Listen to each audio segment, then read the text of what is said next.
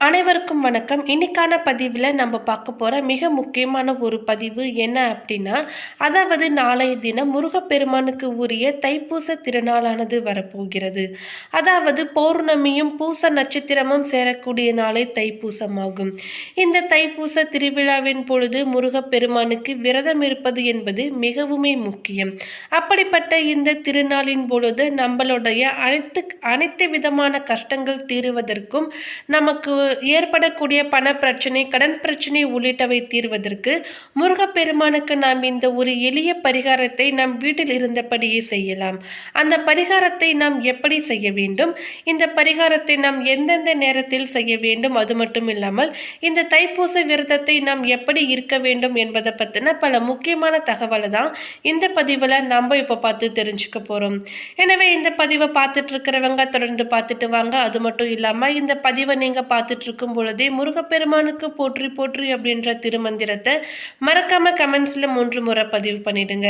அது மட்டும் இல்லாம நீங்க இப்பதான் நம்ம சேனலை ஃபர்ஸ்ட் டைமா பாக்குறீங்க அப்படின்னாலும் கண்டிப்பா சப்ஸ்கிரைப் பண்ணிக்கோங்க. அப்படியே பக்கத்துல இருக்கக்கூடிய நோட்டிபிகேஷனுக்கான பெல் ஐகானையும் கிளிக் பண்ணிக்கோங்க. தேங்காய் எந்த அளவுக்கு கடினமாக இருக்கிறதோ அதைவிட கடினமான அளவுக்கு பல பிரச்சனைகள் ஒரு சில மனிதர்கள் வாழ்வில் இருக்கும். உங்களுடைய வாழ்விலும் கஷ்டமான கரடுமுரடான பாதைகள் இருந்தால் அந்த பிரச்சனையிலிருந்து விடுபட முருகப்பெருமானை நினைத்து இந்த தேங்காய் பரிகாரத்தை செய்து பாருங்கள். உங்களுக்கு எந்த விதமான பிரச்சனைகளும் வராது. அதாவது 3 தேங்காய்களை 2ஆக உடைத்தால் 6 மூடி தேங்காய் கிடைக்கும். அதில் நல்லெண்ணெய் அல்லது நெய் ஊற்றி முருகப்பெருமான் சன்னதியில் விளக்கு ஏற்ற வேண்டும். ஒரு வாழை இலையில் பச்சரிசி நிரப்பி அதற்கு மேலே இந்த தேங்காய் மூடிகளை அடுக்கி எண்ணெய் தீபம் ஊற்றி சாதாரண பஞ்சுத்திரி போட்டு தீபம் ஏற்றி உங்களுடைய தீர்க்க முடியாத பிரச்சனைகளை முருகப்பெருமானிடம் சொன்னால் போதும். உண்மையான பக்தியோடு முழுமையான நம்பிக்கையோடு இந்த விளக்கை ஏற்றி வைத்துவிட்டு வேண்டுதலை நிறைவேற்றி வையுங்கள். அந்த தேங்காயில் இருக்கும் எண்ணெய் முழுவதும் தீபச் சுடராக எரிந்து முடிப்பதற்குள்ளாகவே உங்களுடைய கஷ்டங்கள் அனைத்தும் தீர்ந்து போகும். மேலும் தேங்காய் தீபம் என்றால் அது வராகைக்கு தானே ஏற்றுவார்கள், இல்லை பிள்ளையாருக்கு தானே ஏற்றுவார்கள். முருகனுக்கு ஏற்றலாமா என்ற சந்தேகமும் வரும். முருகனுக்கும் தேங்காய் தீபம் ஏற்றலாம். கடினமான தேங்காய் 2ஆக எப்படி உடைக்கப்படுகிறதோ அதே போலவே உங்களுடைய கஷ்டங்களும் தீர்க்கப்படும். வாரந்தோறும் செவ்வாய்க்கிழமைகளில் கூட இந்த பரிகாரத்தை நீங்கள் செய்யலாம். அதோடு மட்டுமல்லாமல் அன்றைய தினம் மாலை நேரத்தில் அருகில் இருக்கக்கூடிய கோவிலுக்கு சென்று உங்களால் இயன்ற அளவு ஒற்றைப்படை எண்ணிக்கையில் தீபமேற்றி வழிபாடு செய்யுங்கள். இப்படி செய்வதன் மூலம் உங்களுடைய வாழ்க்கையில் இருக்கக்கூடிய இருள் அனைத்தையும் நீக்கி ஒளிமயமான எதிர்காலத்தை நீங்கள் பெறலாம். தை மாத வளர்பிறையில் பௌர்ணமி திதியும் பூச நட்சத்திரமும் இணைந்த நாளையே தைப்பூச திருவிழாவாக கொண்டாடுகிறோம். அந்த வகையில் பிப்ரவரி 1ஆம் தேதி அன்றைய தினம் காலை 4:41 மணிக்கு துவங்கி பிப்ரவரி 2ஆம் தேதி அன்றைய தினம் காலை 4:43 மணி வரைக்கும் பௌர்ணமி திதியானது இருக்கிறது. அதே போலவே அன்றைய தினம் அதிகாலை 1:54 மணி துவங்கி பிப்ரவரி 2ஆம் தேதி அதிகாலை 1 மணி வரைக்கும் பூச நட்சத்திரம் இருக்கிறது. பிப்ரவரி 1ஆம் தேதியன்று நாள் முழுவதும் பௌர்ணமியும் பூச நட்சத்திரமும் உள்ளதால் அன்று முழுவதுமே தைப்பூச வழிபாடு செய்வதற்கு ஏற்ற நாளாகும். அன்றைய தினம் அதிகாலையில் எழுந்து குளித்துவிட்டு முருகப்பெருமானின் படத்திற்கு முன்பு விளக்கு ஏற்றி வைத்துவிட்டு விரதத்தை துவங்கலாம். முடிந்தவரை முருகப்பெருமானின் திருநாமங்களை சொல்லியபடி இருப்பதும் முருகப்பெருமானின் சிந்தனையுடனே இருப்பதும் நல்லது. வீட்டில் முருகன் படம், முருகன் சிலை, வேல் இருந்தால் அதற்கு சந்தனம், குங்குமம் இட்டு மலர்கள் சாட்சி அலங்காரம் செய்ய வேண்டும். முடிந்தால் வேலுக்கு அபிஷேகம் செய்து வேல் பூஜை செய்வது சிறப்பு. முருகப்பெருமானுக்கு செவ்வரளி, செவ்வந்தி, துளசி ஆகியவை படைத்து வழிபாடு செய்வதும் நல்லது. நெய்வேத்தியமாக தேன், தினை மாவு, தயிர் சாதம் ஆகியவற்றை வைத்தும் வழிபாடு செய்யலாம். அருகில் உள்ள முருகன் கோவிலில் அபிஷேகத்திற்கு தேவையான பொருட்களையும் வாங்கி கொடுக்கலாம். அதிகம் முடியவில்லை என்றாலும் பால், சந்தனம் மட்டுமாவது வாங்கி கொடுக்கலாம். அன்றைய தினம் முருகன் படத்திற்கு முன்பு ஷட்கோண கோலமிட்டு அதற்கு மீது 6 நெய் தீபங்கள் ஏற்றி வைத்து வழிபாடு செய்ய வேண்டும். வெற்றிலை தீபமும் ஏற்றலாம். வேல் பூஜை செய்வது வேல்மாறல் மகா மந்திரத்தையும் படிக்கலாம். செவ்வரளி மலர்களை கொண்டு 108 முறை ஓம் சரவண பவ நம என்ற முருகப்பெருமானுக்கும் வேலுக்கும் அர்ச்சனை செய்து வழிபடலாம். ஏதாவது 2 ஜீவராசிகளுக்கு அன்றைய தினம் அன்னதானம் அளிப்பது சிறப்பு. அன்றைய தினம் மாலை அருகில் உள்ள முருகன் கோவிலுக்கு சென்றும் வழிபடலாம். மலைக்கோவில் இருந்தால் கிரிவலம் செல்வது சிறப்பு. குழந்தை பாக்கியம் பெற, திருமண தடை விலக, நோய் நீங்க, பகை விலக, வியாபாரம் செழிக்க, கடன் நீங்க, குழந்தைகள் கல்வியில் சிறக்க என என்ன வேண்டுதலாக இருந்தாலும் அதனை மனதார நினைத்து முருகப்பெருமானிடம் பிரார்த்தனை செய்து தைப்பூச விரதம் இருந்து வழிபாடு செய்யலாம். கோவிலுக்கு சென்றோ அல்லது வீட்டில் இருந்தபடியோ முருகப்பெருமானை வழிபட்டு இந்த விரதத்தை நீங்கள் நிறைவு செய்யலாம். முருகப்பெருமான் அன்னை பராசக்தியிடம் இருந்து வேல் வாங்கிய தினத்தையே நாம் தைப்பூச பெருவிழாவாக கொண்டாடுகிறோம். தைப்பூசம் அன்று முருகப்பெருமானை மனதார நினைத்து வழிபட்டால் வேண்டிய வரங்கள் அனைத்தும் கிடைக்கும். முருகப்பெருமானின் அருள் பரிபூர்ணமாக கிடைக்கும். தைப்பூசம் அன்று பலரும் விரதம் இருந்து வழிபடுவார்கள்.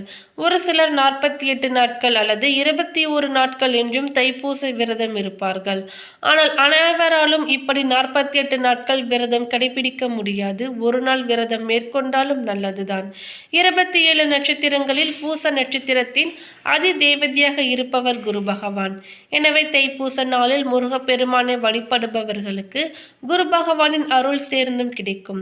தைப்பூச நாளில் தொட்டது துலங்கும் என்பார்கள். எனவே அன்றைய தினம் குழந்தைகளுக்கு காது குத்துதல், ஏடு தொடங்குதல், திருமண பேச்சுக்கள், புதிய தொழில் ஒப்பந்தம் போன்றவற்றையும் மேற்கொள்ளலாம். தைப்பூசத்தன்று விரதம் இருந்து வழிபட்டால் வாழ்வில் உள்ள துன்பங்கள் நீங்கும், தீராத பகை மாறும், ஒற்றுமை அதிகரிக்கும், தொடங்கக்கூடிய காரியத்தில் வெற்றி கிடைக்கும் என்பது பக்தர்களின் நம்பிக்கையாக இருந்து வருகிறது. தைப்பூசம் அன்று நாள் முழுவதும் உணவை தவிர்த்து உபவாசமாக விரதம் இருக்கலாம். முழு விரதமாக இருக்க முடியாதவர்கள் உப்பு சேர்க்காத எளிய உணவை மட்டும் சாப்பிட்டு விரதம் இருக்கலாம்.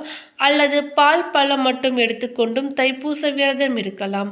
பால் குடமாகவோ அல்லது பால் காவடியாகவோ எடுத்து சென்று முருகனுக்கு அபிஷேகம் செய்யலாம்.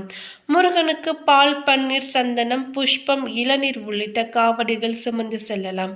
அப்படி காவடி எடுப்பவர்கள் குறைந்தபட்சம் 5 நாட்களாவது விரதம் இருக்க வேண்டும். தைப்பூசம் அன்று அருகில் உள்ள முருகன் கோவிலுக்கு சென்றோ அங்க பிரதட்சணம் செய்தோ வேண்டிக் கொள்ளலாம். எதுவும் முடியாதவர்கள் வீட்டில் இருந்தபடியே விரதம் இருக்கலாம். அன்றைய தினம் தேவையற்ற பேச்சுக்களை தவிர்த்து முருகனுடைய திருநாமங்களை சொல்லியபடி தியானம் மேற்கொள்ளலாம். கந்த சஷ்டி கவசம், வேல் மாறல் உள்ளிட்டவற்றையும் உச்சரிக்கலாம். மேலும் இந்த தைப்பூசத்தின் பொழுது விரதம் இருக்கக்கூடிய முறைகள் என்னவென்றால், தைப்பூசத்தன்று அதாவது பிப்ரவரி 1 ஞாயிறு அன்று நாள் முழுக்க எதையும் சாப்பிடாமல் முழு உபவாசமாக இருப்பது ரொம்பவுமே விசேஷம். சூரிய உதயம் முதல் சூரியன் மறையும் வரை விரதம் இருக்கலாம். ஒருவேளை நாள் முழுவதும் விரதம் இருக்க முடியாதவர்கள், பசி தாங்க முடியாதவர்கள் உப்பு சேர்க்காத எளிமையான உணவை எடுத்துக்கொண்டு விரதம் இருக்கலாம். இன்னும் ஒரு சிலர் பால் பழங்களை சாப்பிட்டு முருகனை நினைத்து விரதத்தை மேற்கொள்வார்கள். இதுவும் வழக்கத்தில் ஒன்றுதான். முருகனுக்கு பால் குடம் எடுப்பதோ அல்லது பால் காவடி எடுத்து முருகனை தரிசிப்பதோ இந்த நாளின் முக்கிய அம்சமாகும். பால், பன்னீர், சந்தனம், பூ அல்லது இளநீர் என பல வகையான அபிஷேகங்கள் இருக்கின்றது. காவடி எடுப்பவர்கள் குறைந்தபட்சம் 5 நாட்களாவது மனதளவிலும் உடலளவிலும் தூய்மையாக இருப்பது மிகவும் அவசியம். அருகில் உள்ள முருகன் கோவிலுக்கு சென்று அபிஷேக பொருட்களை வழங்கலாம். கோவிலுக்கு போக முடியாதவர்கள் வீட்டில் இருந்தபடியே விரதம் இருக்கலாம். தைப்பூசத்தன்று மாலை அணிந்து முருகனின் திருநாமத்தை சொல்லியபடி பாத யாத்திரையாக கோவிலுக்கு செல்வது பலருடைய வழக்கம். விரதம் இருக்கும் நாட்களில் மது, மாமிசம், புகை போன்ற தீய பழக்கங்களை அறவே தவிர்த்து மன கட்டுப்பாடுடன் இருப்பது மிகவும் அவசியம். உங்களால் கோவிலுக்கு போக முடியாவிட்டாலும் கவலைப்பட வேண்டாம். அன்றைய நாள் முழுவதும் தேவையற்ற பேச்சுக்களை குறைத்து கொண்டு ஓம் சரவண பவ, கந்த சஷ்டி கவசம், கந்தர் குரு கவசம், திருப்புகழ் போன்ற முருக மந்திரங்களை சொல்லிக்கொண்டே இருப்பது மிகவும் நல்லது. வீட்டில் முருகனுக்கு விளக்கு ஏற்றி முருக படத்திற்கு பூ வைத்து உங்களுக்கு தெரிந்த நெய்வேத்தியங்களை படைக்கலாம். மாலை நேரத்தில் விளக்கு ஏற்றி மனமுருக முருக பெருமானை வேண்டி விரதத்தை நிறைவு செய்யலாம்.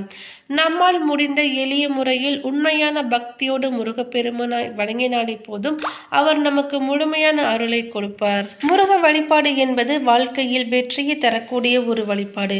உலகத்தை காப்பதற்காகவும் நன்மையை நிலைநாட்டுவதற்காகவும் கலியுகத்தின் கண்கண்ட தெய்வமாக விளங்கக்கூடிய முருகப்பெருமான் அன்னை பராசக்தியிடமிருந்து ஞான வேலை பெற்ற தினமே தைப்பூசமாகும். இந்த ஆண்டு தைப்பூசம் பிப்ரவரி 1ஆம் தினம் ஞாயிற்றுக்கிழமை அன்று வருகிறது. தை மாத வளர்பிறையில் பௌர்ணமி திதியும் பூச நட்சத்திரமும் இணைந்த நாளை தைப்பூச திருவிழாவாக நாம் கொண்டாடி வருகின்றோம். மேலும் இந்த தகவல் உங்களுக்கு பிடித்திருந்தால் லைக் பண்ணுங்க, ஷேர் பண்ணுங்க. தேங்க்யூ.